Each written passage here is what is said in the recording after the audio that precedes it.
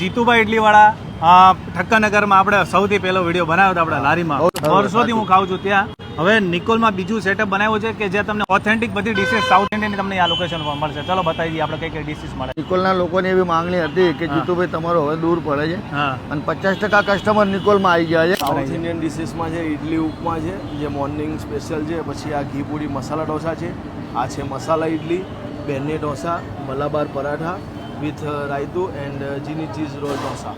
હા સર, આવી રીતે ઓપન બટર મસાલા છે. અરે વાહ, આ પહેલી વાર જોઈએ આ વસ્તુ.